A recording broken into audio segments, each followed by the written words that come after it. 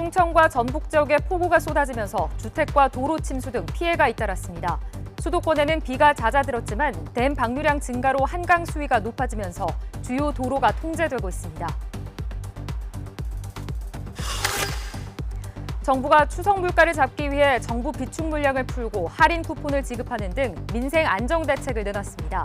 윤석열 대통령은 대형마트를 찾아 물가 상황을 점검하고 국민이 피부로 느낄 수 있도록 장바구니 물가를 확실히 잡겠다고 말했습니다. 수해 현장을 방문한 국민의힘 의원이 사진이 잘 나오게 비 좀 왔으면 좋겠다는 발언을 해 파장이 커지고 있습니다. 곧바로 엄중한 시기에 사려 깊지 못했다며 사과했지만 당 안팎의 비판이 거세지고 있습니다. 북한 김정은 국무위원장이 비상방역 총화회의를 열고 코로나19 방역 전쟁이 종식됐다고 선언했습니다. 김여정 노동당 부부장은 코로나19가 우리 측으로부터 유입됐다는 주장을 펼치며 강력한 보복을 해야 한다고 위협했습니다. 시청자 여러분 안녕하십니까? 8월 11일 목요일 뉴스가 있는 저녁 시작하겠습니다. 곳곳에서 건물과 도로가 잠겨 도시 기능이 사실상 마비되는 일이 속출하고 있습니다. 충청권에 계속 집중호우가 쏟아졌고 전북 지방도 물폭탄을 맞았습니다. 다음 주에도 곳곳에 더 강한 비가 예고되면서 전국에 걸친 피해가 우려되고 있습니다. 이런 가운데 재난 대응에 시험대에 오른 현 정부와 여권에서 나온 관련 발언과 메시지가 연일 도마에 오르고 있죠. 잠시 뒤에 정치권 소식과 함께 이 문제 자세히 따져보겠습니다. 서울에선 비가 그쳤지만 한강 수위가 상승하면서 올림픽대로가 다시 통제돼 퇴근길 정체가 빚어지고 있습니다. 폭우로 인해서 유입량이 많아진 주요 댐들이 물을 방류하고 있기 때문인데 통행이 재개되려면 다소 시간이 걸릴 것으로 보입니다. 현장에 나가 있는 취재기자 연결하겠습니다. 임성재 기자. 네, 서울 잠수교에 나와 있습니다. 지금 한강 수위가 많이 올라간 것 같은데요. 잠수교 주변 도로 상황은 어떻습니까?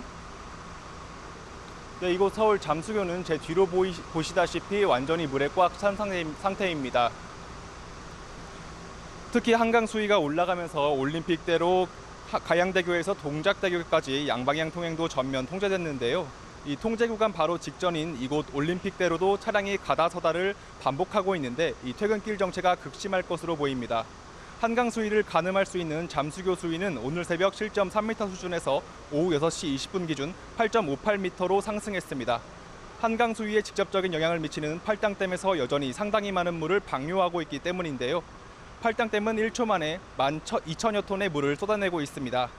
팔당댐 상류인 북한강 의암댐과 청평댐, 남한강 충주댐 등에서 물을 계속 방류하고 팔당댐도 덩달아 받은 물을 내려보내면서 한강 수위에 영향을 주고 있는 겁니다.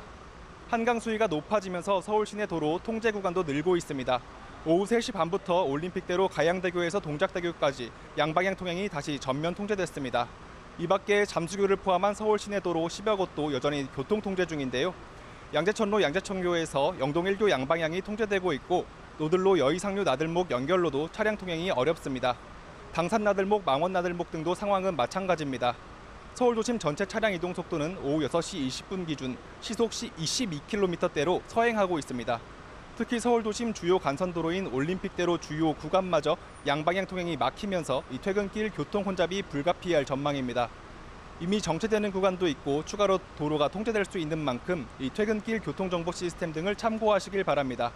이 팔당댐이 당장 방류량을 줄이지는 않을 거로 보여 적어도 내일 아침까진 서울 주요 도로들의 통제 상황이 이어질 걸로 보입니다. 지금까지 서울 잠수교에서 YTN 임성재입니다. 남쪽으로 이동한 비구름 때문에 군산에 시간당 최대 100mm의 강한 비가 내리는 등 이번엔 전북 지역에 폭우가 쏟아졌습니다. 도로는 물론 주택과 상가 수십 채가 물에 잠겨 시민들의 피해가 잇따랐습니다. 김민성 기자의 보도입니다. 흙탕물이 가득 들어차 온 골목이 저수지가 됐습니다. 문은 닫혀 있었지만 이미 건물 안까지 물이 가득 차 손 쓸 엄두조차 나지 않는 상황. 다른 데는 안 그래. 여기만 그래요. 여기만 왜 물이 안 빠지고. 응? 여기가 어디 제가 막아놨는가 봐. 비슷한 시각 군산 수송동.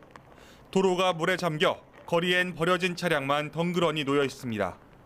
잊을만 하면 반복되는 물난리에 주민들은 또 한 번 놀란 가슴을 쓸어내려야 했습니다. 하수구 그 맨홀 그게 막 뚜껑이 막 다 열려가지고 그걸 이제 역류해서 그 열어놓은지도 모르고 그 어떻게 잘못해서 가다가 빠져가지고 허리까지 빠져가지고 하마터면 그 하수 속으로 들어갈 뻔했어요. 군산에 본격적인 폭우가 내린 건 오전 9시쯤. 20분 지난 뒤엔 시간당 최대 100mm의 비가 관측되기도 했습니다. 순식간에 하수구를 틀어막은 물폭탄에 일부 지역은 한때 성인 허리 높이까지 잠기기도 했습니다. 이제는 청소가 어느 정도 마무리된 모습인데요. 이렇게 문턱을 넘어 벽 안쪽에 있는 곳까지 물이 들어찼던 흔적이 남아 있습니다. 이번 비로 군산 지역 도로와 건물이 수십 곳씩 물에 잠겼습니다.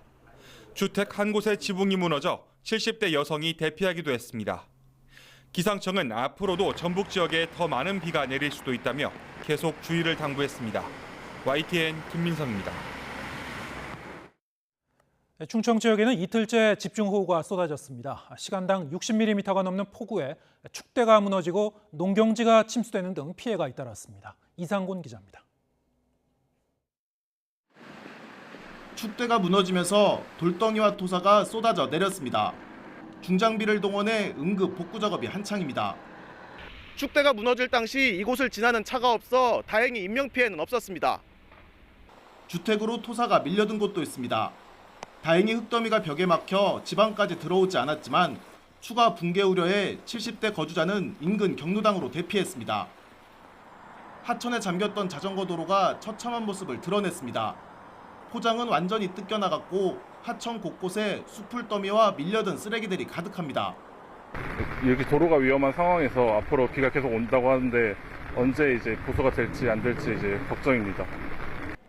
한바탕 물난리가 났던 청주에서는 복구 작업이 시작됐습니다.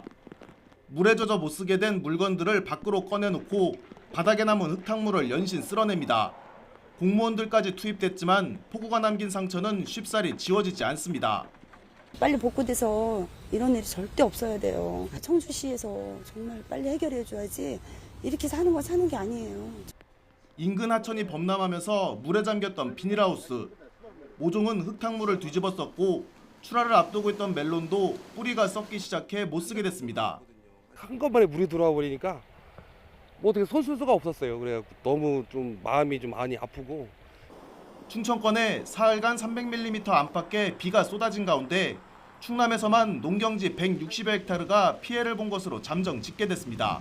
YTN 이상곤입니다. 네, 연일 계속된 집중호우로 계곡이나 하천에 갑자기 물이 불어나오면서 고립되거나 실종되는 사고도 잇따랐습니다.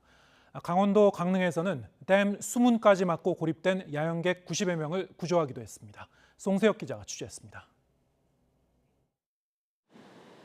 야영장을 잇는 길이 50m가량 다리가 불어난 하천물에 잠겨 흔적도 보이지 않습니다. 이틀째 발이 묶인 야영객들은 구조의 손길을 애타게 기다립니다. 119 구조대원들이 급류를 뚫고 밧줄을 연결한 뒤 고무보트로 비상식량을 전달합니다. 구조당국은 하천 수위를 낮추기 위해 초당 100톤씩 방류하는 인근 도암댐 수문 폐쇄까지 요청했습니다. 수문을 닫은 지 8시간 만에 하천 수위가 낮아지면서 차량 통행이 가능해졌고 야영객 90여 명은 모두 무사히 빠져나왔습니다. 등산로가 있습니다. 한 3시간, 4시간 걸린다 하더라고요. 네, 나올 수는 있는데 차량으로 가져갔으니까 차량으로 나오고 싶어 하는 거죠. 오전 11시쯤에는 인제군 기린면 계곡에서 폭우로 계곡물이 불어나 고립된 민박 투숙객 9명이 구조됐습니다. 앞서 영월군 한 야영장에서도 출입 교량이 불어난 하천으로 잠기면서 야영객 150여 명이 한때 고립됐습니다. 순환 사고도 잇따랐습니다. 오후 1시쯤 강원도 강릉시 영곡면 계곡에서 급류에 휩쓸려 실종된 60대 남성이 4km 떨어진 하류 지점에서 2시간여 만에 발견돼 병원으로 옮겨졌지만 숨졌습니다. 지난 9일 원주에서 급류에 휩쓸려 실종된 80대 남편과 70대 아내, 노부부에 대한 수색 작업도 사흘째 이어졌지만 아직 발견되지 않았습니다. CCTV에 확인된 거 그거로 좀 근거를 해가지고 할당된 그 이하까지 지금 수색 범위를 넓혀가고 있습니다. 국내에서 담수량이 가장 큰 북한강 소양강 댐도 2년 만에 수문을 열고 초당 600톤을 방류하기 시작해 하류 지역 주민들의 주의가 필요합니다. YTN 송세혁입니다. 중부지방을 휩쓸고 갔던 집중호우가 잦아들면서 폭우가 남긴 상처가 더 선명하게 드러났습니다. 마을 진입로가 끊기고 제방둑이 무너지면서 아수라장으로 변해버린 마을들도 있습니다. 강민경 기자가 현장을 돌아봤습니다. 저는 지금 경기도 양평군 강화면에 나와 있습니다. 물이 빠지고 나니 이곳은 오히려 수해가 핥히고 간 현장이 그대로 드러나며 말 그대로 처참한 모습입니다. 지금 제가 서 있는 이곳은 성덕마을로 가는 산길 입구입니다. 그런데 지금 보시다시피 도로가 완전히 깨어지고 무너진 모습 확인할 수 있습니다. 무너진 아스팔트를 따라서는 폭포수 같은 물이 콸콸 흐르고 있습니다. 아래쪽은 낭떠러지를 방불케 하는데 뿌리째 뽑힌 나무들이 여기저기 흩어져 있습니다. 또 한켠으로는 도로 통제선이 마치 엿가락처럼 휘어진 모습 확인할 수 있습니다. 이번엔 반대편으로 한번 가보겠습니다. 산사태를 막기 위해 설치한 철제 조형물인데 완전히 구부러져서 형체를 알아볼 수 없을 정도입니다. 여기는 산 위에서부터 흐른 물이 하나의 웅덩이를 만들었습니다. 면사무소에서는 일단 임시로 접근 금지 조처를 해둔 상태입니다. 그런데 아랫마을에도 도로가 무너지고 파손된 데가 워낙 많다 보니 위쪽까진 차마 손을 쓸 수 없다고 합니다. 그럼 이번엔 직접 아랫마을로 내려가서 피해 상황을 한번 점검해 보겠습니다. 중장비가 끊임없이 토사를 쓸어 담습니다. 마을 진입로 곳곳이 완전히 무너져 버렸지만 복구 작업이 언제 끝날지는 미지수입니다. 주민들도 직격탄을 맞았습니다. 7년 전 이곳에 터를 잡은 한 주민은 허탈한 표정을 감추지 못했습니다. 예, 저희 집도 지금 난리가 났습니다. 아침에 일어나 보니까 제방뚝이 무너져서 그 제방 옆에 있던 정자가 막 쓸려 내려가서 정자가 온데간데 없어서 그렇습니다. 평생 농부로 산 어르신도 갑갑하긴 마찬가지입니다. 뒤집힌 벼와 황무지가 된 밭을 바라보는 심정은 말로 표현할 수가 없습니다. 한 3,000평이 지금 다 패버렸나 봐요. 다 넘어져서 다 덮여져 버렸어요. 막막하죠 뭐. 이래야 막막하죠 뭐. 폭우가 가장 심했던 지난 8일부터 9일까지 경기도 양평에는 모두 400mm의 비가 내렸습니다. 이번 연휴 마지막 날에도 수도권 일대에 집중호우가 예보된 만큼 제대로 손 쓸 틈도 없이 또다시 큰 피해를 보지 않을까 주민들은 전전긍긍하고 있습니다. YTN 강민경입니다. 며칠째 수도권과 강원, 충청 지역까지 집중호우가 이어지고 있습니다. 갑작스러운 폭우에 모두 어떻게 대처하는 게 좋을지 막막해하는 경우도 많은데요. 시민들이 자발적으로 힘을 모아 물을 퍼내고 인명구조에 나서는 모습도 볼 수 있었습니다. 이윤재 기자입니다. 충북 청주시에 있는 한 아파트 주변, 갑자기 쏟아진 폭우에 도로가 물에 잠겼습니다. 지하 주차장 입구는 모래주머니에 트럭까지 동원해 막았습니다. 주차장 밖에선 우산도 제대로 쓰지 못한 주민들이 분주하게 움직입니다. 손에는 너나 할 것 없이 양동이나 세숫대야가 쥐어 있습니다. 아파트 주차장으로 물이 들어차기 시작하자 주민들이 스스로 나와 물을 퍼내는 겁니다. 그 재작년인가 지하실 물이 엄청나게 들어가고 피해가 엄청 났었는데 요번에 또 그런 사태가 발생된 건데 그걸 요번에는 양동이 이런 거 갖고 오셔갖고 막 계속 바깥으로 퍼냈던 거죠. 위에서 바라보니 물 퍼내기에 동참한 주민은 어림잡아 40-50명. 누가 시킨 일도 아니지만 행여나 생길지 모를 또 다른 사고를 막으려는 마음이 모인 겁니다. 훈훈하고 세상 참 이렇게 서로 도우면서 이렇게 이 시련을 이렇게 헤쳐나가는 게 저는 참 보기 좋았고요. 그런 모습 보면서 좀 따뜻한 마음을 좀 가졌습니다. 전국을 덮친 기록적인 폭우에 인명피해와 시설물 피해가 크게 늘고 있는 상황. 하지만 피해를 막으려는 따뜻한 손길이 모여 위기를 이겨내고 있습니다. YTN 이윤재입니다. 수도권에선 집중호우가 휩쓸고 지나간 뒤 소강 상태에 접어들었지만 워낙 많은 비가 내린 데다 복구도 더디게 진행돼 피해가 눈덩이처럼 불어나고 있습니다. 먹통이 된 초고층 아파트 승강기가 며칠째 멈춰서 있는가 하면 산사태로 도로가 차단되는 사고도 잇따랐습니다. 정인용 기자입니다. 승강기 버튼을 눌러봐도 소용이 없고 문도 닫히지 않습니다. 점검 중 표시는 지난 월요일 밤 폭우가 시작된 이후로 꺼질 줄 모릅니다. 외부인 출입을 막아야 할 현관문도 열린 채 센서가 꺼져 있는 상태입니다. 1층에는 택배도 쌓여가고 있고 아예 전기가 나가 불이 꺼져 있는 곳도 있습니다. 서울 소초구에 있는 대단지 고층 아파트 내부 시설이 마비된 뒤 계속되는 비로 복구가 지연되고 있는 겁니다.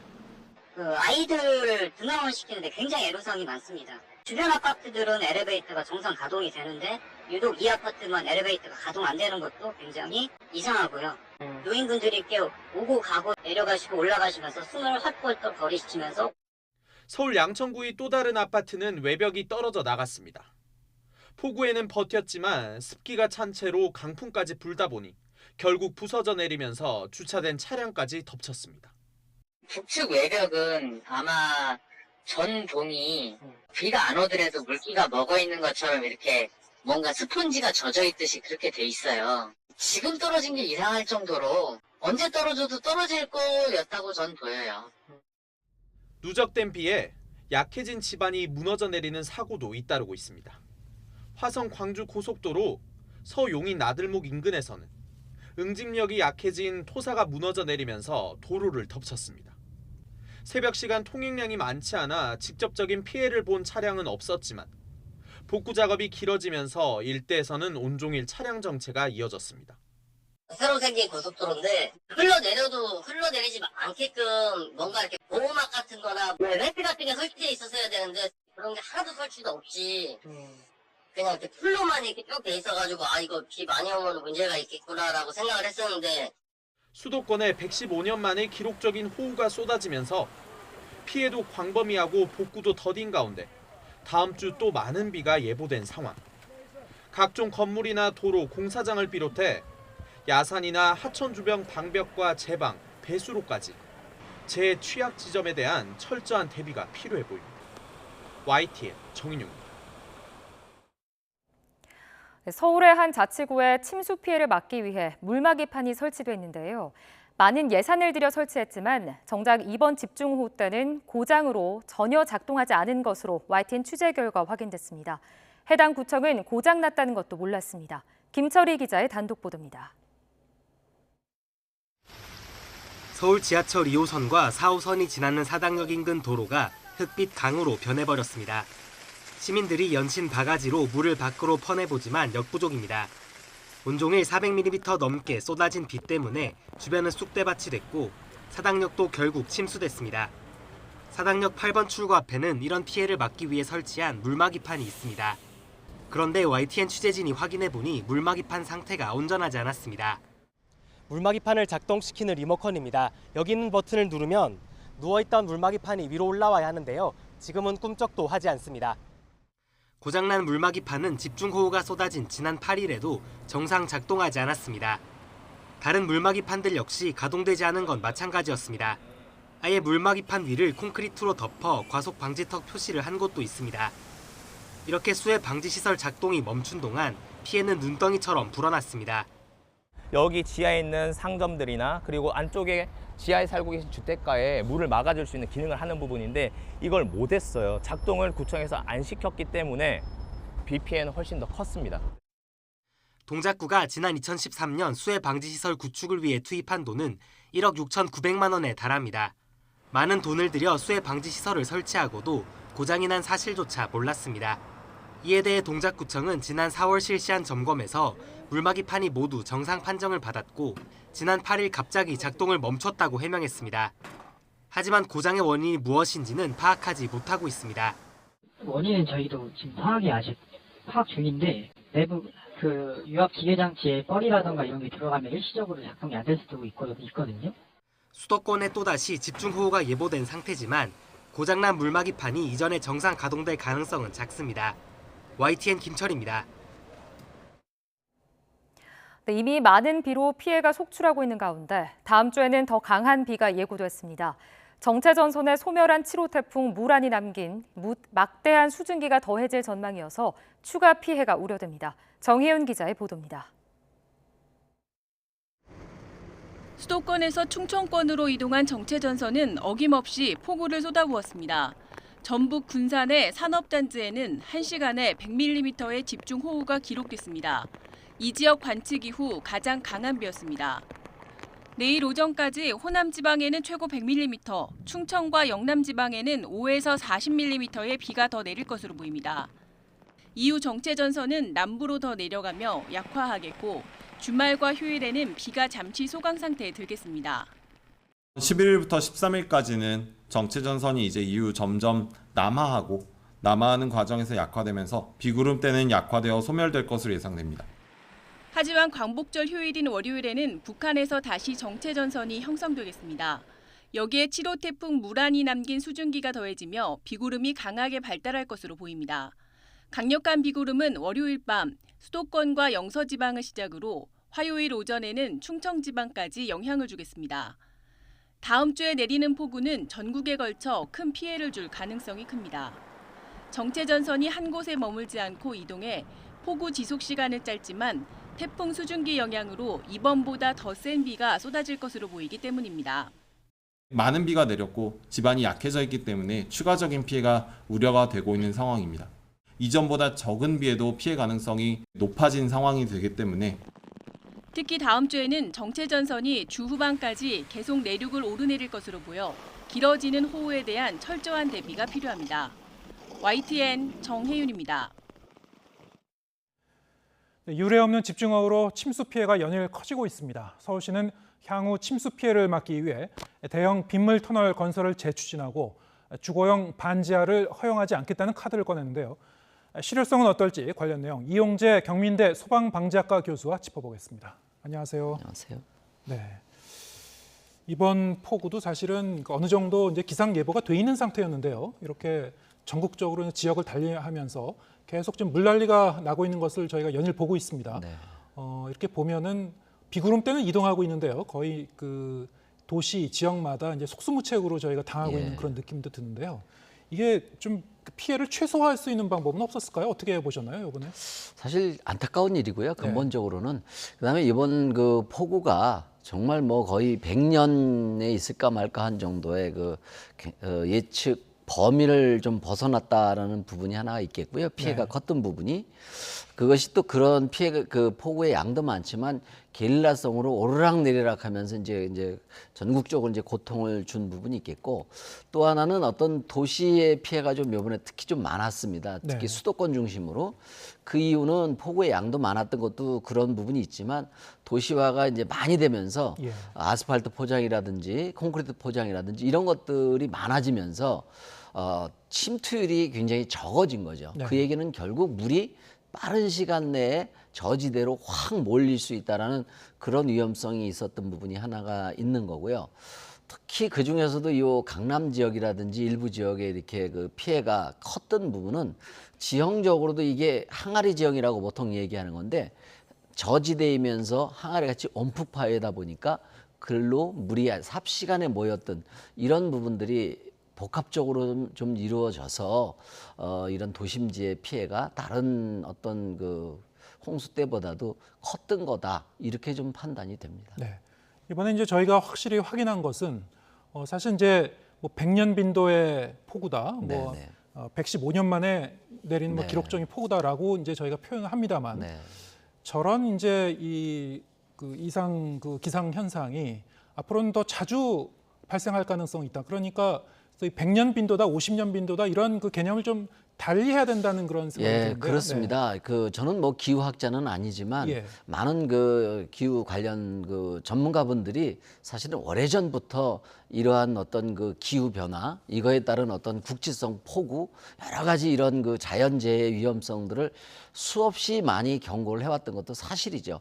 그런 부분에 있어서는 전반적으로 어떤 장기적인 기획이라든지 대책이 다소 그 좀 늦었거나 미흡했던 부분이 있다라고 볼 수는 있죠. 네, 바로 그런 이유에서 이번 이제 폭우 피해를 계기로 이제 서울시에서 어떤 이 피해를 예방하기 위한 이제 대책을 이제 요 며칠 사이 내놓은 게 있죠.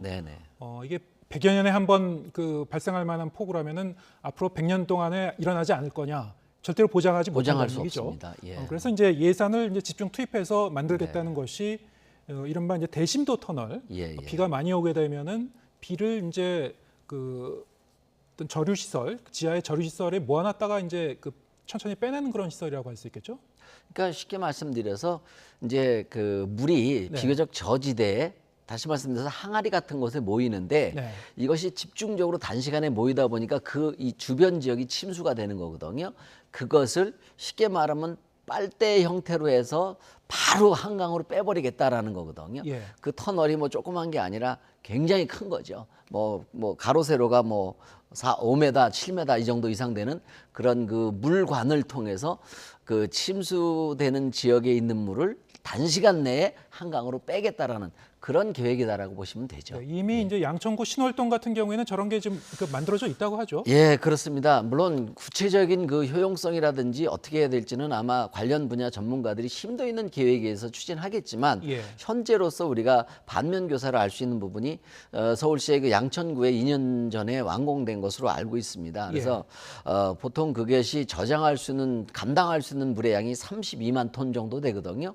그러다 보니까 같은 서울 지역에 비가 많이 왔지만 유독 그 양천구 같은 경우가 다른 지역에 비해서 전혀 피해가 없었던 것은 아니지만 상대적으로 피해 강도가 아주 작았다. 네. 그런 것들이 이제 이것의 어떤 효용성을 반증해주는 증거가 될 수 있다라고 볼 수 있겠죠. 네. 그렇기 때문에 이제 서울시에서는 일단 2030년까지 서울시 이제 곳곳에 이런 그 이른바 대심도 터널을 만들겠다 이런 건데 이번에 이제 이 폭우 피해가 났었던 강남대로 그 주변이라든가 뭐 도림천이라든가 이런 데 이제 단계적으로 그 추진하겠다는 거 아닙니까? 그래서 지금 제가 알기로는 서울시에서 한 5곳, 6곳 정도를 이제 추진하는 것으로 알고 있는데 대부분의 지역이 이 저지대, 다시 말하면 한강변이 되겠죠. 네. 거기를 중심으로 해서 뭐 양천이라든지 동작, 뭐 강남, 강동 이런 한강변을 중심으로 해서 이 대심도 그 빗물 배수관 사업을 추진해야 되는 게 맞는 것이고요. 네. 또 그렇게 계획하고 있는 것으로 알고 있습니다. 네. 지금 화면에도 나오고 있습니다만 일단 이제 이 모든 그 계획을 이제 이행을 하려면은 상당한 예산은 투입될 수밖에 없을 것 같고요. 예, 그렇습니다. 어느 정도 이제 타당성 조사도 해서 이제 추진해야 되겠죠. 당연히 아마 투입 비용 예산이라든지 네. 어디다가 어떻게 설치하는 것이 가장 그 효과적인지는 네. 아주 심도 있는 어떤 그 연구가 전제된 다음에 추진해야 된다라고 생각합니다. 일단 이제 양천구 사례도 말씀하셨고 뭐 이번 이제 폭우를 겪어 보니까 그쪽에는 뭐 상대적으로 피해가 좀 적었던 것 같다라고 이제 하셨습니다만은 어쨌든 효과가 있다고 하더라도 어느 정도 이제 현실성이 있느냐, 설치가 가능하냐 이런 거의 문제인데 그런 부분이 있습니다. 네. 특히 우리 서울시 같은 경우는 워낙 대도시고 지하 시설물이 굉장히 많습니다. 어느 도시보다 대표적인 게 이제 지하철이라든지 전선관, 또 도시가스관, 뭐 통신 케이블, 뭐 이런 것들이 아주 굉장히 많고요. 특히 이제 지하철 같은 경우가 이게 규모가 크거든요. 그리고 심도가 뭐 지하철역에 따라서 조금 차이는 있지만 40m, 50m 이상 되는 그 지하로 들어가 있는 터널이 지하철역이 많죠. 네. 그런 것들과 이런 그 지하 이 배수 터널 이런 것들을 공사하는 데 있어서 굉장히 그 좀 어려움이 있다. 네. 결국 그것이 이제 예산도 증대될 수 있는 부분이고 공사에 난해한 점이 있을 수도 있고 그런 공사를 하면서 그 예측 가능하거나 또는 예측하지 못했던 그런 사고가 있을 개연성도 있습니다. 네. 그거는 경우에 따라서는 좀 다른 그 대안을 모색해야 될 수도 있다 뭐 이런 얘기입니까? 아마 국가 차원에서 제가 뭐 섣불리 말씀드리긴 뭐하겠지만 수많은 대안들을 아마 테이블 위에다 올려놓고 아마 오늘부터라도 심도 있는 그 뭐 머리 싸움을 하지 않을까 이렇게 또 그래야 될 것이고요. 이번에 이제 폭우 피해 중에서 이제 반지하에서 사시다가 일가족이 이제 참사를 당한 안타까운 사고도 일어났습니다만 사실 이제 이 반지하 가구는 침수에 얼마나 이제 취약한지 과거에도 뭐 여러 사례를 통해서 저희가 이제 확인했던 바거든요. 뭐 오죽하면은 영화 기생충 같은 데서도 이제 뭐 이런 장면이 지연되고 했죠. 그런데도 불구하고 과거에도 이제 지자체에서 여기에 대한 그 대책을 내놓은 게 분명히 있었는데 여기에 대한 어떤 이 사고 예방이랄까 이런 거는 좀 미약한 측면이 많이 있는 것 같습니다. 그렇습니다. 그래서 이 반지하의 문제는 우리가 좀 역사적으로 조금 한번 짚어봐야 될 부분이 있습니다. 네. 지금 뭐 서울뿐만 아니라 뭐 대도심지에는 이 반지하의 그 형태의 그 주거가 사실 많습니다. 그것이 집중적으로 건립이 된 것이 약 80년대부터다라고 보면 거의 맞거든요. 예. 그 반지하 주택이 등장하기 시작한 첫 번째 이유는 사실 저 비교적 좀 경제적으로 취약한 분들이나 이분들의 어떤 주거 문제를 해결하고자 하는 것이 목적이 있었고요. 네. 두 번째 목적은 이것이 전시의 어떤 그 방공호의 개념 이런 크게 두 가지 목적으로 사실은 정부 차원에서 권장했던 부분이 있습니다. 그래서 네. 관련 법도 이것을 좀 뭐랄까요, 좀 양성화하는 쪽으로 지금까지도 관련 규정이 건축법인데요, 주로 여기에 이렇게 마련되어 있습니다. 근데 이것이 이제 최근에 와서 이제 소득도 늘어나고 이런 부분에 있어서 이 반지하라고 하는 것이 주거 환경으로서는 사실 열악한 부분이 우선은 있고 또 하나 이번에와 같이 이런 대홍수가 났을 경우에 사실 안전에도 굉장히 취약한 속성을 가지고 있습니다. 네. 그래서 이 부분들이 반드시 좀 해소가 되고 정리가 돼야 되는 것은 분명합니다만 참 어려운 부분이 있습니다. 단시간 내에 여기에 사시는 분들이 상대적으로는 경제적으로 취약한 분들인데 이분들을 위해서 당장 이 재난 때문에 어떻게 뭐 이렇게 거기 못 사시게 한다거나 법적으로 이걸 강제하거나 거주 못하게 이런 부분에 있어서는 상당한 어떤 그 어려움이나 선결돼야 될 조건들이 많이 있습니다. 이분들의 어떤 주거 대책이라든지 이런 것이 전제되지 않고 오로지 재난만을 위해서 당장 뭐 거주를 못하게 한다거나 이런 부분들은 정말 조심스럽게 접근해야 될 부분이 있습니다. 네. 서울시에서는 일단 이제 이렇게 저지대 주거용 이제 반지하는 이제 신축을 금지하도록 하겠다라는 입장입니다만 당장 이제 이 없애기는 어려울 것이고 어렵습니다. 10년에서 20년 동안 이제 단계적으로 장시간, 이제 조금씩 줄여 나가겠다는 그런 입장인 것 같고요. 말씀하신 대로 이분들이 이제 그 주거 환경이 굉장히 열악한 곳임에도 불구하고 수도권에 워낙에 집값이 비싸기 때문에 네, 이 지하나 이제 반지하에서도 이제 기거하시는 분들이 아직도 뭐 수십만 가구가 있는 거죠. 수도권에도. 어떤 그 주거 대책이라든가 이분들의 이제 이 주거권을 보장할 수 있는 그런 좀 면밀한 대책이 이제 보완이 돼야 되겠군요. 예, 마련되고 어떤 뭐 100% 만족시킬 수는 없겠지만 그런 어려운 부분들이 해소가 되고 같이 병행해서 추진돼야 되는 것이 맞는 것이죠. 재난만을 위해서 좀 어떤 급진적인 거나 무리한 어떤 추진이라고 하는 것은 또 다른 사회적인 문제를 가져올 수 있습니다. 네. 이번에 저희가 이제 똑똑히 또 이제 목격한 어떤 또 다른 이제 사고의 위험, 폭우가 내렸을 때 이 도심 곳곳에 있는 그 맨홀 뚜껑 그리고 그 맨홀 그 구멍이 얼마나 큰 위험을 이제 이 함축하고 있는지 저희가 이제 이 성인이 이제 걸어가다가 이제 거기 이제 그렇습니다. 빨려 들어가서 사망하는 이제 사고가 났다는 얘기를 들었습니다만 상당히 이제 숫자도 많은 것 같습니다, 시내에. 뭐 시내에 맨홀 뚜껑이 몇 개인지는 모르겠지만 뭐 수십만 개가 있는지 뭐 수백만 개가 있는지 모를 정도로 굉장히 많죠, 전국에. 이렇게 집중호우가 내렸을 때는 그 일종의 이제 지뢰 같은 구실을 하는 거거든요. 예, 그게 왜 그런 문제가 생기느냐면 저지대로 물이 몰리다 보니까 그게 엄청난 수압을 만들어내거든요. 그러면서 뚜껑이 열리는 것 정도가 아니라 심지어는 그 우수가 분수처럼 이렇게 위로 솟구치는 그런 사례도 종종 목격이 되고 있고요. 그런데 그럴 때 마침 시민들이 거기를 모르고 뭐 어떤 보행을 한다거나 이러다 보면 빠져서 귀중한 생명을 잃는 사례가 이번에도 발생이 됐죠. 그래서 본질적인 대책은 결국 침수 지역, 이 배수를 빨리 함으로 인해서 이런 부분을 줄일 수 있는 게 이제 본질적인 문제고요. 그건 이제 아까도 말씀드렸지만 그런 그 지하의 그 배수 시설을 한다든지 이런 것이 이제 본질적인 대안이 되겠고요. 그다음에 이제 차선으로다가 좀 단기적인 대책으로다가는 그 지금 요번에 그렇게 우수 그 맨홀 뚜껑이 열린 경우가 아마 서울시에도 상당히 있을 것이고 어느 정도 다 파악은 된 것으로 알고 있습니다.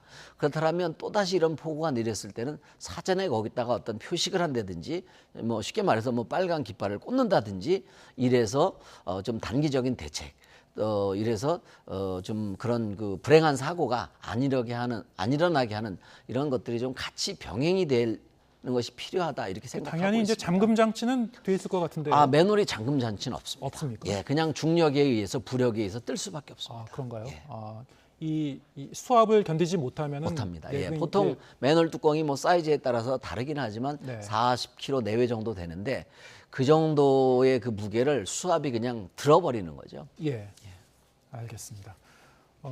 사실 이제 저희가 이제 시간이 다 돼가지고 더 자세히 말씀 못 나누겠습니다만 이번 이제 이 폭우 사태를 계기로 저런 어떤 긴급 재난 사태에 미리 좀 긴급하게 대응할 수 있는 경보 시스템이랄까요? 예. 이런 것도 좀 정비해야 되지 않을까 뭐 그런 생각을 해봤습니다. 사고라는 건 안 일어날 수는 없는 거고요. 네. 그렇다면 제일 중요한 부분은 어떤 그런 위험한 사고가 터졌을 때 얼마만큼 빨리 시민들에게 그것을 정확히 정보를 전달해줘서 개인적으로 대비하고 예방할 수 있느냐. 이게 굉장히 중요합니다. 네. 그래서 그런 것들은 이번에 코로나 사태에서 우리가 재난 문자 받았듯이 여러 가지 방법을 좀 병행해서 단기적으로 좀 한다라고 하면 이번과 같은 그런 불행한 인사사고나 이런 것들은 좀 줄일 수 있지 않겠느냐라고 생각이 듭니다. 예, 알겠습니다. 이용재 경민대 소방방재학과 교수와 함께했습니다. 고맙습니다. 예, 감사합니다.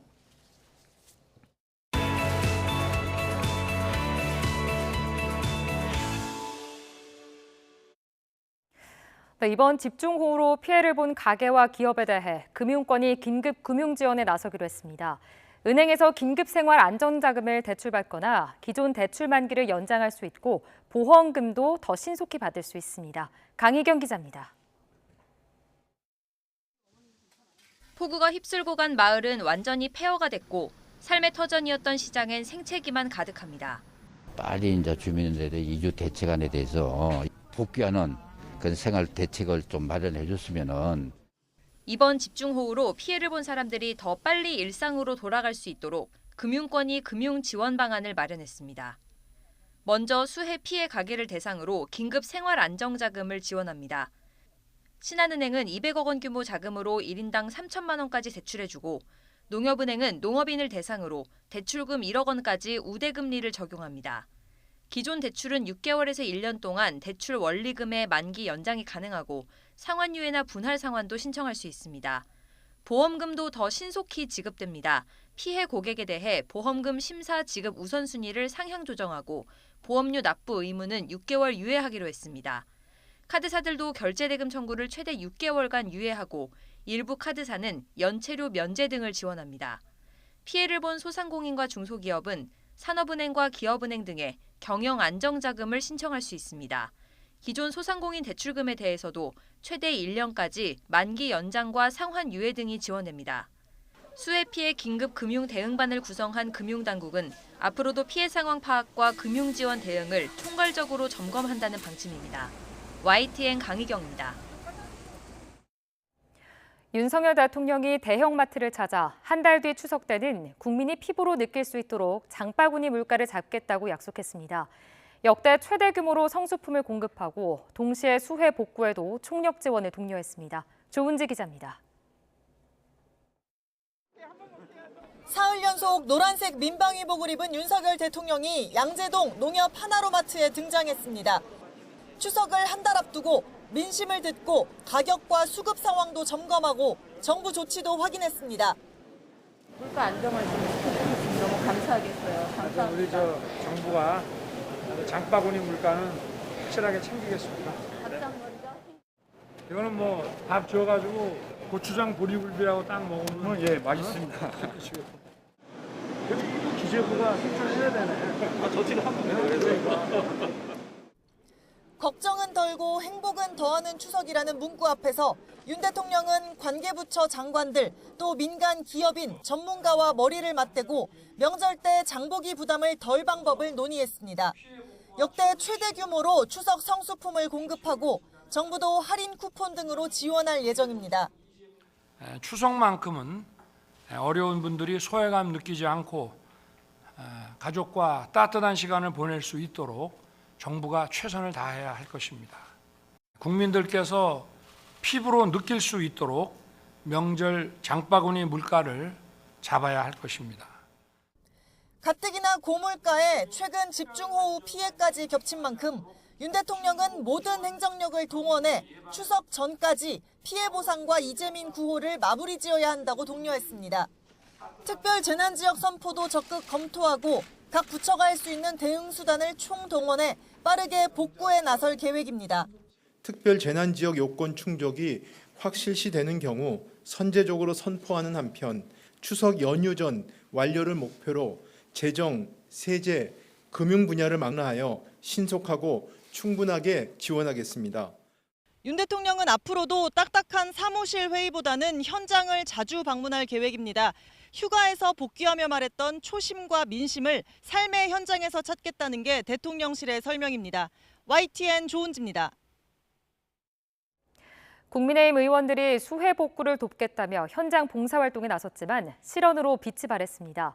사진 잘 나오게 비나 좀 왔으면 좋겠다는 이 김성원 의원의 발언이 문제가 된 건데 야당은 있을 수 없는 망발이라며 맹비난했습니다. 김경수 기자입니다.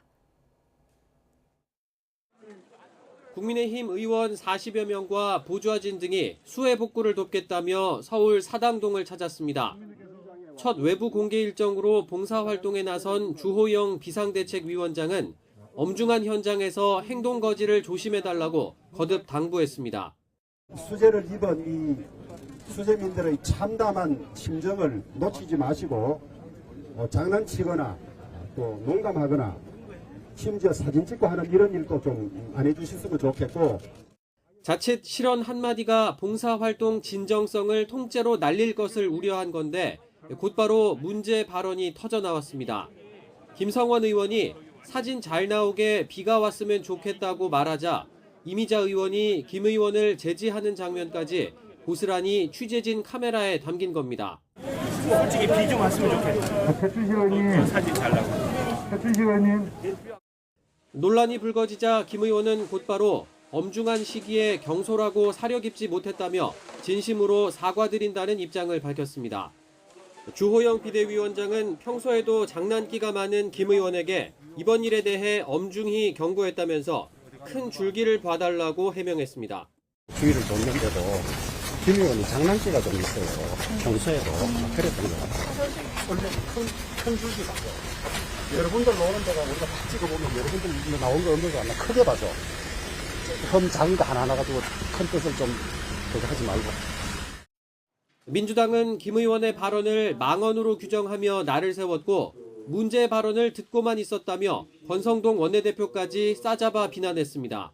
원내대표 옆에서 그 얘기를 하고 있는데 원내대표가 그걸 꾸짖지도 않는 걸 보면서 제가 깜짝 놀랐는데 국민들을 도우러 갔다 오히려 국민들에게 짐만 된 꼴이 된 게 아니냐. 있을 수 없는 망발이다. 저는 그렇게 생각을 하고요. 흉내만 내지 않고 최선을 다하겠다며 땀을 뻘뻘 흘리면서 수해 현장을 찾았지만 국민의힘 수해봉사는 논란거리만 낳은 채 퇴색하고 말았습니다. YTN 김경수입니다.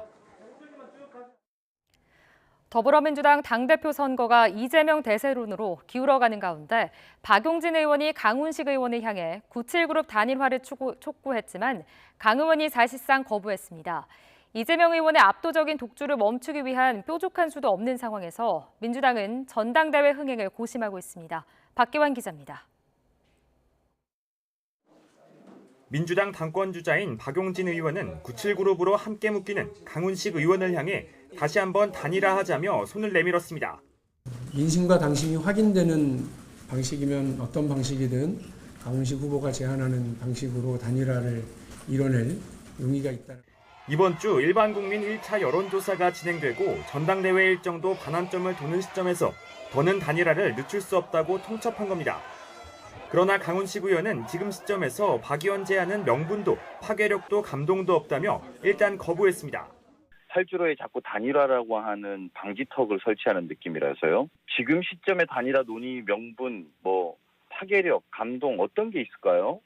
이재명 의원이 권리당원 투표에서 연이어 압승하며 75% 가까운 득표로 확실히 대표는 이재명이라는 확대명 분위기를 이어가는 가운데 분위기를 뒤집는 계기가 될 수도 있는 97 단일화에 좀처럼 불씨가 댕겨지지 않는 형국입니다.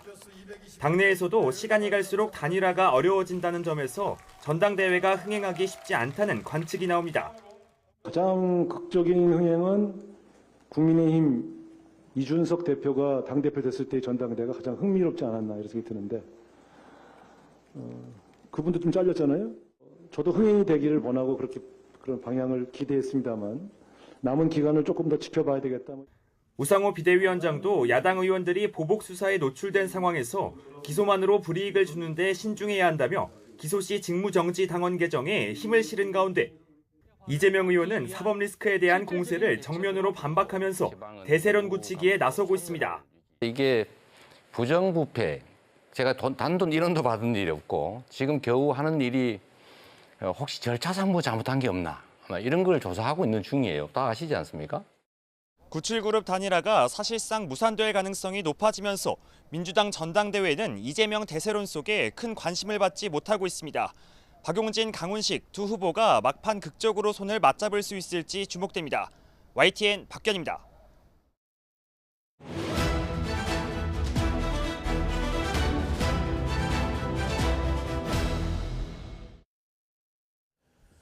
네, 오늘의 정치권 소식, 정치가 있는 저녁 정관훈에서 장성철 공론센터 소장 그리고 김성환 시사평론가 두 분과 함께 얘기 나눠보겠습니다. 어서 오세요. 네, 안녕하세요. 네.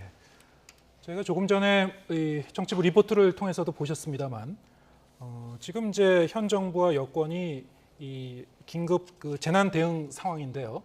말하자면 시험대에 올랐다 그런 얘기도 나오고 있는 상황인데 연일 뭐 메시지라든가 발언 언행과 관련해서 이제 이 무리를 빚고 있습니다. 네.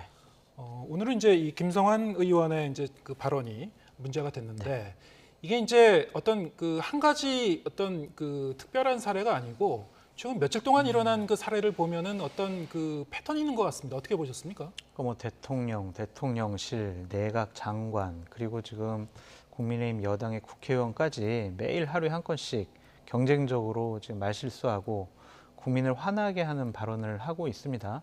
뭔가 지금 집권 세력이 착각을 하고 있는 것 같아요. 아직도 대선과 지방선거에서 이긴 그 분위기에 취해가지고 뭐 나사가 하나 빠진 것 같다라는 좀 생각이 듭니다. 저게 장난기 어린 말인가요? 어떻게 저런 얘기를 할 수가 있죠? 저는 김성원 의원의 발언도 상당히 문제지만 주호영 비대위원장의 인식과 발언이 더 문제라고 생각이 듭니다.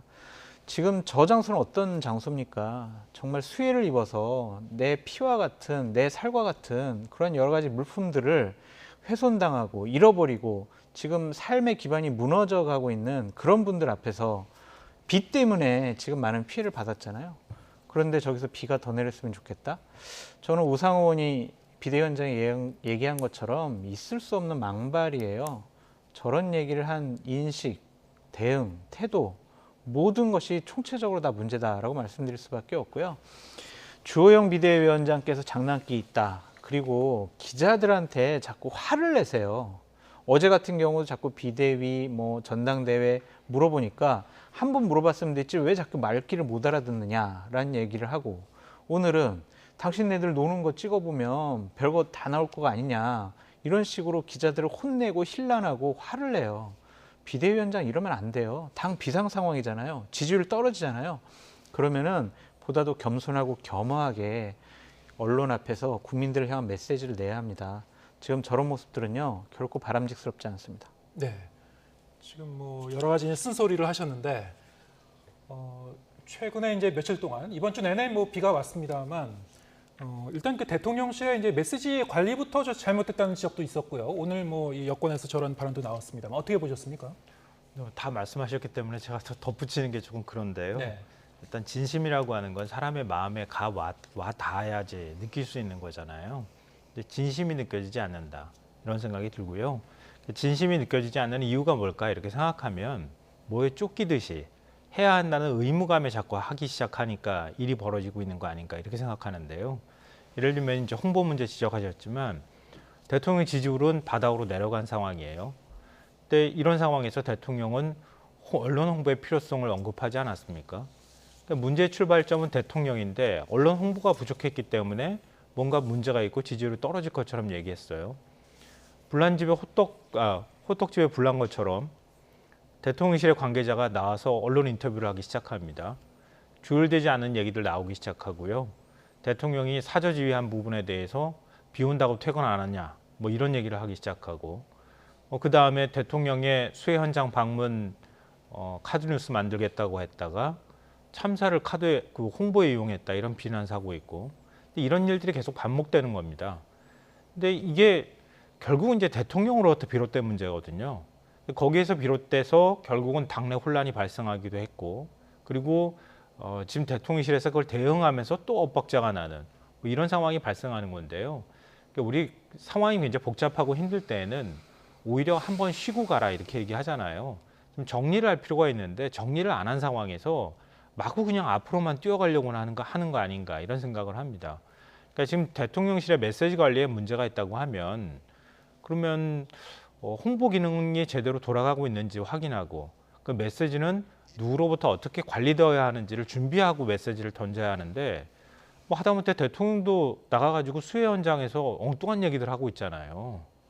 그러니까 예를 들면 뭐 수계 관측하는 문제, 모니터링하는 문제도 제가 직접 뭐 한강 홍수통제소 들어가가지고 그 발언이 맞는지 확인해 보기 위해서 전국의 하류 지천 어떻게 수계 관리하는지 얼마나 그 수위를 잘 측정하고 있는지 확인해 봤어요. 직접. 확인해 보니까 분 단위로 측정하고 있어요. 전부 다. 그걸 진짜 들어가서 보면 눈으로 다 그래프까지 확인할 수 있습니다. 그런데 거기다 또 나중에 가서 대통령이 그 지적이 나오니까 인공지능을 활용해서 관리해라. 또 이렇게 자기 발언을 얼버무리거나 이런 일들이 벌어진다는 거예요. 하다못해 그 반지하에서 참변당한 가족들 얘기하는데 대통령이 공공임대주택 빨리 그 살아계신 노무한테 제공해라 이렇게 얘기했잖아요. 그분 가족이 돌보기 어려워서 지금 요양원에 가 있어요. 공공임대주택 공급한다고 해가지고 그 집에 와서 혼자 살 수 있습니까? 그런 상황까지 감안하지 않은 상태에서 그냥 툭툭 얘기를 던지는 거예요. 그러고 난 다음에 그게 문제 지적을 계속 받고 있는 상황이란 말이죠. 그러니까 대통령이 뭐 이런 상황이라고 하면 앞으로 어느 현장에 가서 어떻게 얘기할지 불안해가지고 어떻게 지켜볼 수 있겠습니까?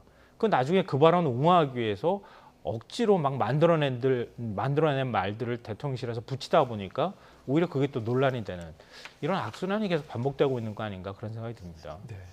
지금 사실 현 정부가 대통령 지지율만 보더라도 상당히 좀 절박한 상황이고요. 어떻게 보면은 뭐 심각하다는 그런 얘기가 이제 여권에서도 계속 좀 나오고 있는 상황이고 지금 말씀하신 어떤 여러 가지 무리를 빚은 그 발언이라든가 뭐 대통령실의 메시지 관리라든가 이런 문제가 이제 지금 남은 기간 동안에 이른바 이제 인적 개편 얘기로도 자연스럽게 좀 이어지지 않을까 싶은 생각도 드는데요. 어떻게 보십니까? 인적 개편 해야죠. 네. 지금 저 정도의 참모들을 갖고는 대통령을 잘 보필할 수 없다라는 좀 생각이 듭니다.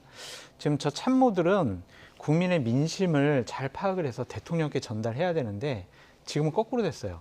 대통령의 심기를 경호하면서 대통령이 언짢아 하지 않을 일, 기분 좋아할 말들만 국민을 향해서 강요하고 있습니다. 이거는 대통령실에서 근무할 공직자들의 자세가 아니다라고 말씀을 드려요. 대통령실에 근무하는 것은 영광스러운 자리가 아닙니다. 상당히 고통스러운 자리입니다. 국민을 위해서 무한 봉사하는 자리입니다. 국민이 어렵고 힘들 때 우리는 거기 가서 먼저 가서 그 문제를 해결해 줘야 할 그런 의무가 있는 사람들이에요. 그런데 강승규 수석은 이렇게 얘기를 했죠. 비 오는데 퇴근하면 안 돼요? 우리 저녁에 약속하면 안 돼요? 이런 식의 얘기를 하잖아요.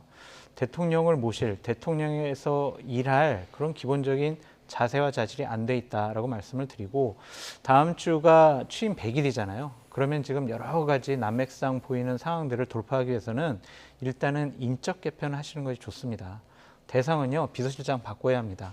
홍보 문제에 있어서 많은 난맥상을 노출했던 홍보수석 바꿔야 합니다. 제대로 된 정무적인 판단 못한 정무수석도 바꿔야 합니다. 그리고 대통령의 메시지를 잘못 해석한 여러 가지로 또 불편한 얘기들을 많이 한 강인선 대변인도 좀 바뀌어야 된다고 생각이 듭니다. 최소한 이 4명이 바뀌지 않으면 인적 개편에 대한 의미도 없고 국민들에게 잘못된 사인을 줄 수가 있어요. 그냥 우리는 이대로 그냥 쭉 가겠습니다. 그러면 국민들 더 화납니다. 그러니까 일단은 민심을 받들어서 어느 정도의 인적 개편이 필요한 시점이다. 다음 주에 100일 기자회견이 주목된다라고 말씀드립니다.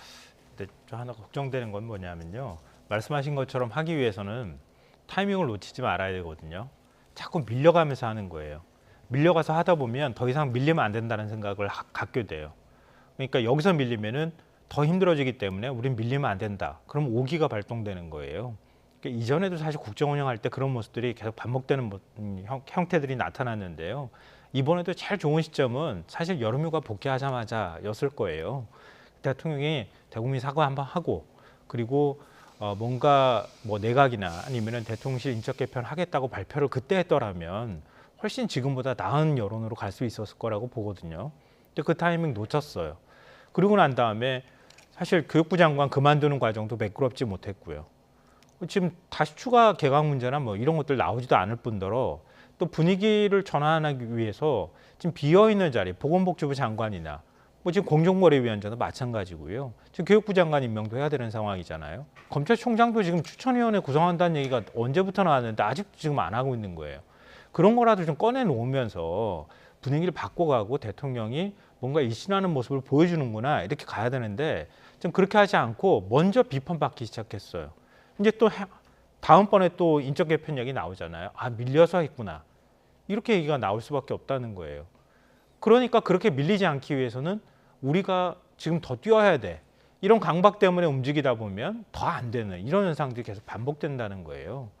물론 뭐 늘 기회는 살아있고 기회가 없는 것도 아니고 시간은 있는 것이기 때문에 뭐 거기에 따라서 판단을 하면 그게 또 기회가 될 수도 있겠지만 취임 100일 말씀하셨지만 부디 그때라도 뭔가 변화의 모습들을 보여주는 게 굉장히 필요하다 이렇게 생각합니다. 네, 아무튼 뭐 두 분 말씀 종합해 보면은 지금 정부가 인적 개편을 포함해서 좀 머뭇거릴 시간이 없다. 예, 다음 주라도 지금 이제 곧 이제 100일 그 계기로 정부의 있는 국정운영 기조라든가 대통령의 입장을 이제 발표할 이제 이 계기가 이제 마련될 걸로 이제 예상되고 있습니다만 잘 지켜보겠습니다.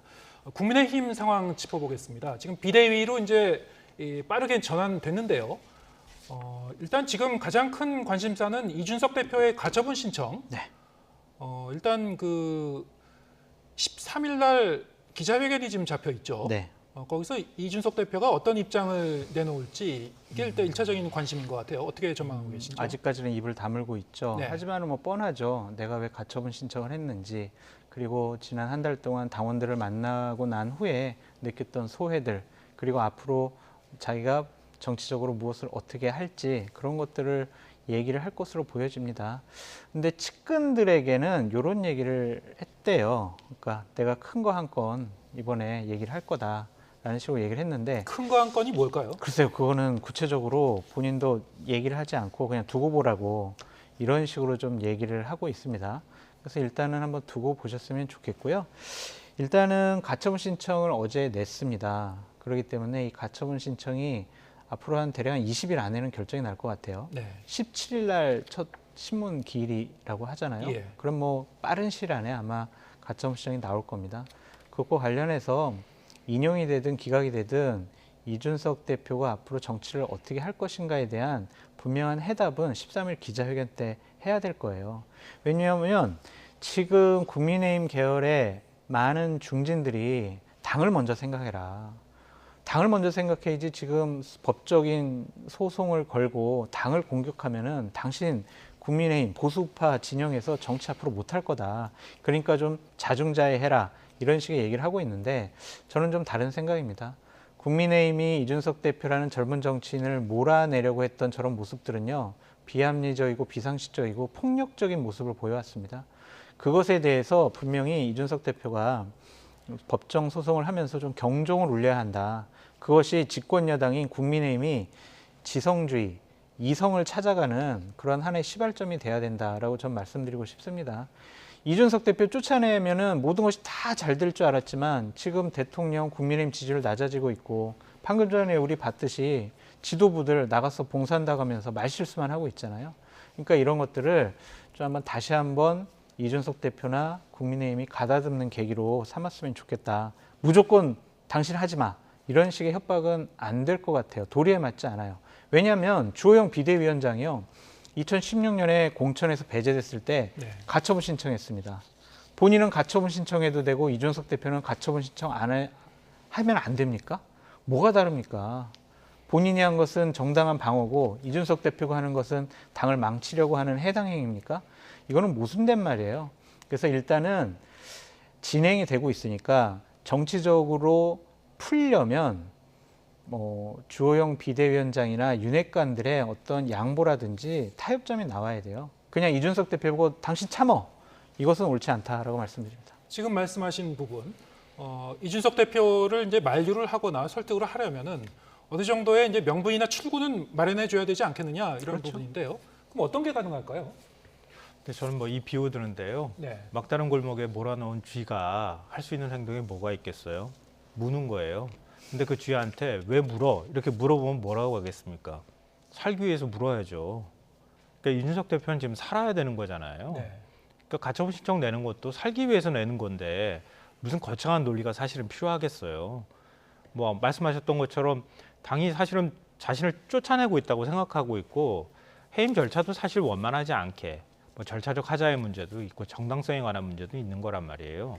그럼 이준석 대표 입장에서는 거기에 대해서 어떤 방식으로든 훗날을 위해서도 기록으로 남겨두기 위해서라도 가처분 신청을 낼 수밖에 없는 상황이 됐다. 이건 이제 인정할 수밖에 없는 것이다 이렇게 생각하고요. 다만 이제 걱정스러운 부분은 이준석 대표의 입을 어떻게 막을 수 있을 것이냐. 국민의힘 입장에서 굉장히 고민스러운 부분이라고 생각해요.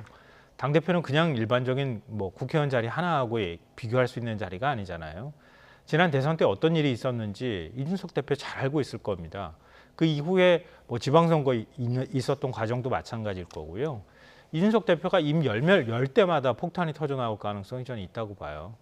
과연 어디까지 그걸 얘기할 것인가 이건 좀 지켜봐야 되겠지만 어찌됐든 경고의 메시지는 충분히 던질 가능성이 있다 이렇게 보이고요. 그런데 이제 이준석 대표를 저는 개인적으로 설득할 수 있는 사람은 윤석열 대통령밖에 없었다고 생각하거든요. 결국은 이준석 대표가 이렇게까지 태도를 보이는 데에는 윤석열 대통령의 이른바 내부 총질이라고 하는 문자가 공개되면서부터거든요. 그러니까 더 이상 이준석 대표 입장에서는 기댈 데가 없다는 판단을 할 수밖에 없었던 거 아닙니까?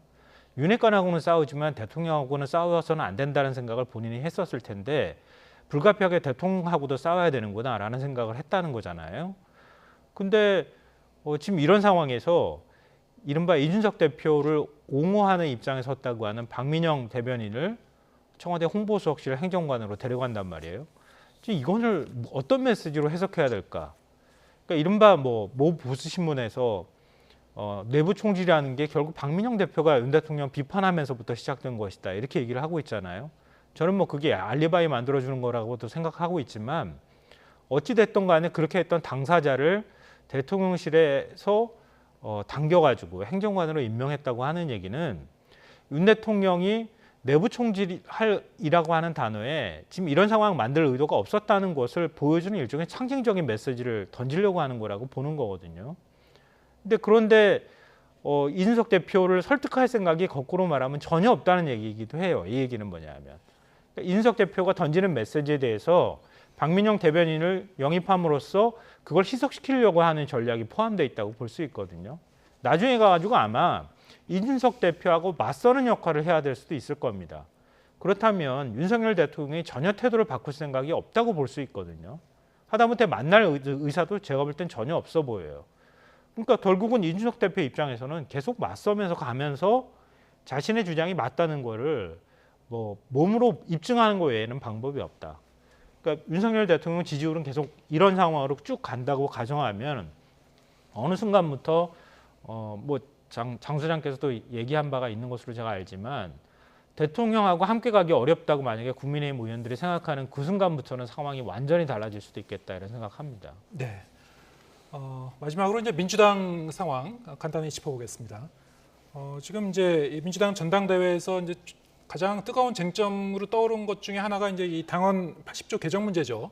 그렇죠. 뭐 연일 여기에 관련해서 이제 이 논쟁이 벌어지고 있습니다. 어떻게 보셨습니까? 그러니까 이게 내용이 이래요. 부정부패로 기소된 각급 당직자는 기소와 동시에 직무가 정지된다거든요. 이 각급 당직자에 당대표가 들어가느냐 안 들어가느냐 가지고 상당히 논란이 많은데 당원과 당규는요. 그냥 폭넓게 해석을 해야 돼요. 제한적으로 해석해서는 안 됩니다. 저러한 상황들, 자 당헌 80조를 고쳐야 된다라는 이재명 후보를 강력하게 지지하는 사람들의 청원, 그것을 기다렸다는 듯이 이재명 후보는 맞습니다. 이거는 좀 여당의 검찰의 농간에 우리가 휘둘릴 수가 있으니까 고쳐야 됩니다. 이런 식으로 얘기하는 이유가 뭐겠습니까? 본인 스스로 잘못한 일이 있다, 기소당할 수도 있다, 범죄자로 낙인 찍힐 수가 있다라고 생각하는 거예요. 그러니까 특정인 한 명을 보호하기 위해서 당원을 고친다라는 그러한 이미지를 민주당이 가지면요. 이재명 후보가 당대표 되고 나서 당대표직은 유지할 수 있지만 민주당이 국민의 정당, 민주정당으로서의 정체성은 잃어버릴 수밖에 없다라고 말씀드려요. 지난번에도 자신들의 당원을 고쳐가면서 서울시장 보궐선거에 후보를 내지 않았습니까? 그거에 대해서 국민들은 어떻게 판단했습니까? 당원은요, 그냥 원칙대로 지켜야지 사람을 위해서, 사람에게 도움을 주기 위해서 그때그때 바꾼다는 건요, 당원이 아니에요. 그래서 절대로 이런 일은 벌어져서는 안 된다. 이 당원 개정안 갖고도 상당한 논란이 불러일으킬 거다. 그렇다면 지지층 내에서도 분열과 싸움이 일어날 수밖에 없다라고 말씀드립니다. 그럼에도 불구하고 이제 민주당 내부적으로는 계속 이제 저 부분을 이제 논의해 갈 것 같은데요, 공식적으로. 이번에 이제 전당대회 이 당대표 후보로 역시 같이 출마한 강훈식 후보 같은 경우에도 이 문제와 관련해서 굳이 지금 이 시기에 저것을 이제 개정하는 게 맞느냐라는 이제 문제 제기를 한 바도 있습니다. 어떻게 보셨습니까? 네. 네, 참 정치가 비정하다 이런 생각을 저는 하는데요. 네. 바람의 냄새를 저는 이른바 친문계 의원들이 맡았다고 생각해요. 왜냐하면 이른바 윤석열 검찰이 문재인 대통령과 문재인 대통령 청와대를 겨냥하고 있잖아요. 그러니까 관련되어 있는 수사가 지금 진행 중입니다. 그러면 이른바 청와대 참모 출신 의원들이나 아니면 뭐 그 외곽에 있는 상당수의 사람들이 수사 대상이 될 수 있다는 뜻이 되는 거예요. 그럼 당원 80조가 어떤 방식으로든 걸릴 가능성이 있거든요. 그럼 이거는 하다못해 이재명 후보만 관련되어 있는 문제가 아니고요. 친문계하고도 직접적으로 연결이 되는 문제예요. 근데 왜 친문계 쪽에서는 이걸 문제 제기하고 있느냐 이렇게 생각할 수 있을 것 같은데요. 어차피 개정될 수밖에 없다는 바람의 냄새를 저는 맡았다고 생각해요. 그러면 똑같이 잘못해도 제가 잘못했어요 라고 손가락질하면 그 친구가 전부 다 책임 뒤집어 쓰게 되잖아요. 지금 그런 일을 하고 있는 것이다. 그래서 참 비정하다 이런 생각을 저는 하게 되고요. 결국 이재명 방탄이라는 쪽으로 자꾸 여론을 몰아가려고 하는 전략이 포함되어 있는 거죠. 실제로 자신의 문제이기도 한데. 그리고 또 하나는 지금 국민의힘이 몸소 다 보여주고 있는 현상이라고 생각하는데요. 만약에 당원 70조가 이재명 의원이 어떤 방식으로든 기소가 된다고 치죠. 뭐 본인은 이거 정치 탄압이다, 야당 탄압이다고 얘기하면서 억울하다고 얘기할 수는 있겠지만 그런 일이 벌어지면 그러면 당내에서 어떤 움직임이 일겠습니까? 만약에 당대표 됐다고 하면 당무 정지시켜야 된다고 얘기하지 않겠어요? 그리고 징계해야 된다고 얘기하지 않겠습니까? 지금 국민의힘 이준석 대표가 지금 겪는 일하고 비슷한 일 민주당에서도 일어날 가능성이 매우 높다는 겁니다. 그러니까 이재명 의원 입장에서는 당대표가 지금 될 가능성이 굉장히 높은 상황에서 나중에 가서 이 불씨 그대로 남겨두길 원하겠습니까? 그러니까 그렇지 않다는 거예요. 그러니까 거꾸로 얘기하면 그럴 부실을 하나를 만들고 싶은 욕심이 있을 거고요. 이재명 의원 입장에서는 그런 상황을 방치하기는 어렵다고 판단할 수밖에 없다는 거예요. 크게 두 가지 의미가 저는 있다고 생각합니다. 그래서 어떻게 하자는 거예요? 네? 어떻게 했으면 좋겠다는 말씀이세요? 그러니까 지금 민주당이 당으로서 얘기하고 있잖아요. 비대위 차원에서도 지금 개정 문제 얘기를 지금 이번에 논란이 되기 전에도 검토를 했었다고 얘기를 하는데요. 아마 개정하는 쪽으로 갈 거라고 봐요. 지금 전준희가 지금 윤리 심판원이 아니라 최고위에서 만약에 직무가 자동으로 정지된다고 하면 그건 안 건드리고 최고위에서 정지된 직무를 풀 수 있도록 하는 뭐 이런 방안까지도 고민하고 있다고는 하던데요. 그러니까 그런 식으로 그 당원을 건드리는 것보다 뭔가 부가적인 것들을 집어넣음으로 인해서 거기에 따라서 당이 대응할 수 있는 이런 방식들을 찾지 않을까 생각합니다. 알겠습니다. 자, 이 문제와 관련해서 이제 두 분의 이제 의견이 엇갈리셨는데요. 사실 이제 이 민주당 내부에서도 그렇고 굉장히 다양한 갈래의 이 논점이 나오고 있는 것 같습니다. 다음 주 이맘때쯤이면은 민주당의 차원에서도 좀 더 진전된 그런 이 논의가 이루어졌을 것 같은데요. 다음 주에 다시 한번 이 문제 또 깊이 있게 짚어보도록 하겠습니다. 장성철 공론센터 소장 그리고 김성환 시사평론가 두 분과 함께했습니다. 고맙습니다.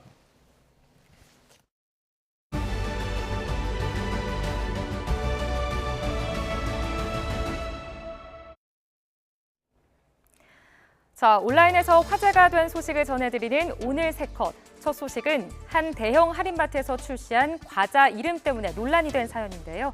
화면으로 만나보시죠. 제품명이 바로 내 주식처럼 사르르 녹는 바닐라 버터 샌드입니다. 올해 폭락한 주식시장을 빗대어 먹으면 그만큼 순식간에 입에서 녹아 없어진다는 의미를 담았습니다. 누리꾼 사이에선 재치 있다는 반응도 있었지만 주식으로 손해를 본 투자자들이 많은 만큼 비판글이 많았는데요. 개미 투자자를 놀리는 거냐 또는 선을 넘었다는 반응이 많았습니다. 논란이 일자 이 마트는 결국 제품의 이름을 변경하기로 했는데요. 여러분은 어떻게 생각하십니까? 두 번째 소식은 또다시 불거진 조 바이든 대통령의 치매설입니다. 악수한 지 5초도 지나지 않아 또 손을 내미는 모습이 포착되는데요. 영상으로 만나보시죠. 최근 백악관에서 열린 반도체 과학법 서명식 장면입니다. 척 슈머 원내대표가 단상에서 바이든 대통령과 제일 먼저 악수를 하고 주변 인사들과도 차례로 손을 잡았는데요. 자, 그런데 바이든 대통령 마치 악수를 한 사실을 잊은 듯 또 손을 내밀었습니다.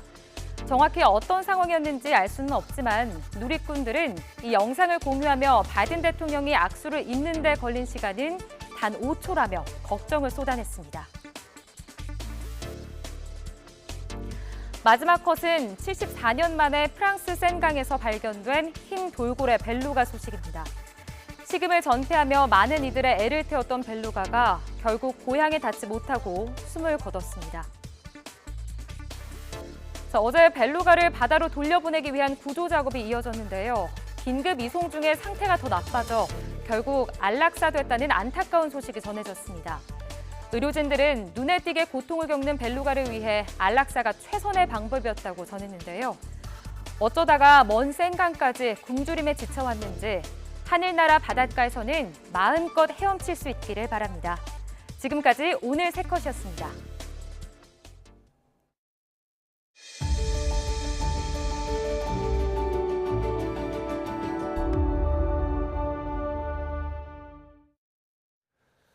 북한 김정은 국무위원장이 악성 전염병 위기가 완전히 해소됐다며 이른바 최대 비상방역전 승리를 공식 선포했습니다. 이런 가운데 김여정 노동당 부부장은 바이러스 유입의 책임을 남측에 떠넘기면서 강력한 보복 대응을 검토하겠다고 위협했습니다. 홍주혜 기자의 보도입니다. 북한이 코로나19 발생 사실을 공개하고 최대 비상방역 체계를 가동한 지 석 달 만에 전국 비상방역 총화회의를 열었습니다. 김정은 국무위원장은 악성 전염병 위기가 완전히 해소됐다며 방역 전쟁 종식을 선언했습니다. 당 중앙위원회와 공화국 정부를 대표하여 역내에 유입되었던 신형 코로나 비루스를 박멸하고 인민들의 생명 건강을 보호하기 위한 최대 비상방역전에서의 승리를 쟁취하였음을 선포합니다. 그러면서 최대 비상방역 체계를 해제하고 방역 등급도 긴장 강화된 정상 방역 체계로 낮춘다고 밝혔습니다. 다만 세계적인 보건 위기 상황과 주변국의 전염병 위기를 거론하면서 안심하고 방역 조치를 완화하기엔 너무도 때가 이르다고 지적했습니다. 완전히 물리적으로 격퇴시키는 방식에서 격퇴는 해제하되 일상생활에서 방역과 관련된 개인 활동이라든가 조직적 활동들은 일정 부분 계속 유지하는 방식. 이런 게 아마 오늘 얘기한 부분이 아닌가 싶습니다. 김정은 위원장의 동생으로 대남 총책으로 알려진 김여정 노동당 부부장도 토론에 나섰습니다. 김 부부장의 연설 전문이 공개된 건 이번이 처음인데 방역 투쟁은 적들과의 실제적인 전쟁이었다며 거친 말을 쏟아냈습니다. 코로나19 바이러스가 색다른 물건, 즉 남측의 대북 전단 등을 통해 유입됐다는 기존 주장을 되풀이했습니다. 이어 이미 여러 대응안이 검토되고 있지만 아주 강력한 보복성 대응을 가해야 한다고 위협했습니다. 만약 적들이 우리 공화국에 비루스가 유입될 수 있는 위험한 짓거리를 계속 행하는 경우 우리는 비루스는 물론 남조선 당국 것들도 박멸해버리는 것으로 대답할 것입니다. 김 부부장은 또 김정은 위원장이 고열 속에 심히 앓으면서도 한순간도 자리에 누울 수 없었다고 전했습니다. 이를 두고 김 위원장이 실제로 코로나19에 확진됐다 회복했을 수 있다는 추정과 감염되진 않았어도 주민들과 함께 아픔을 나눴음을 부각하려는 의도라는 분석이 동시에 나옵니다. YTN 홍주혜입니다. 네, 오늘 뉴스가 있는 저녁은 여기서 인사드리겠습니다. 잠시 뒤에는 뉴스 퍼레이드가 이어집니다. 저희는 내일 저녁 7시에 다시 찾아뵙겠습니다. 함께해 주신 여러분 고맙습니다.